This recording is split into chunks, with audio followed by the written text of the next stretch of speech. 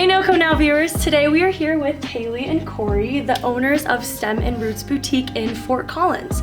So could you guys tell me what Stem and Roots is? It is primarily a houseplant boutique. We specialize in common plants, uncommon plants. We also like to focus a lot on artist-made goods, so a lot of what you see in here is locally made. We feature, I want to say, probably at least like 10 or so different like artists. Terrarium bar as well.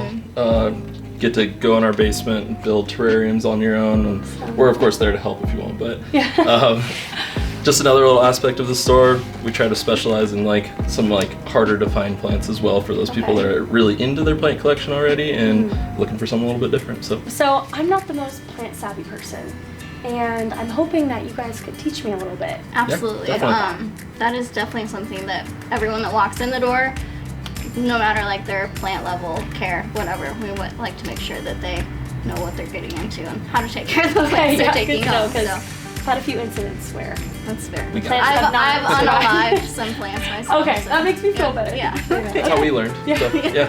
So should we go check out the terrarium bar? Yeah, absolutely. Cool. So, this kind of came about, we wanted to add something to the shop because initially this was just empty down here. We're like, we have the space, like it's great, what do we do with it?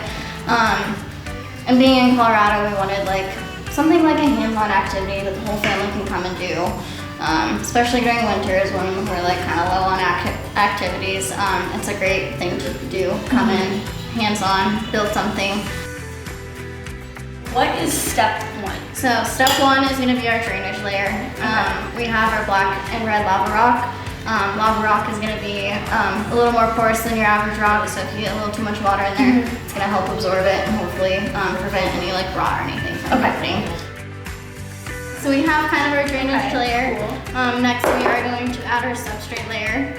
Add lots of bugs and stuff is like an upgrade option. So it is a bioactive soil, which is basically just a very nice rich soil that will kind of help feed the bugs too.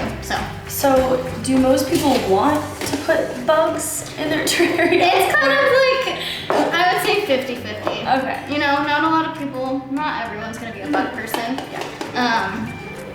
But I mean, I think if you like plants, you're kind of like nature and all things nature brings. Okay, so the next step is gonna be adding our little plant friends.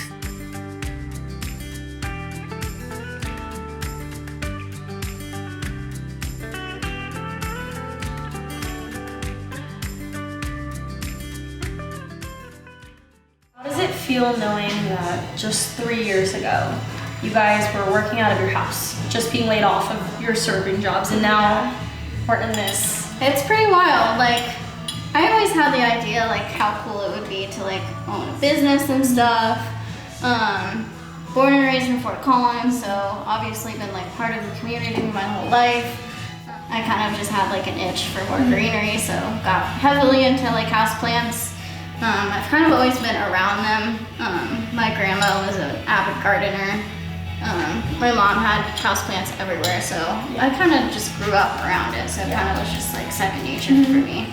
Would you say that you've itched your scratch for greenery? Oh, absolutely, yeah. I mean, if you've seen the shop, that's basically what our house looks like. We have, I mean, I stopped counting a long time ago, but if I were to make a guess, probably around like 400 plants in our house. Wow. So last step is just gonna be the decorating. So we have all of our pretty like decorative rocks and stuff in here.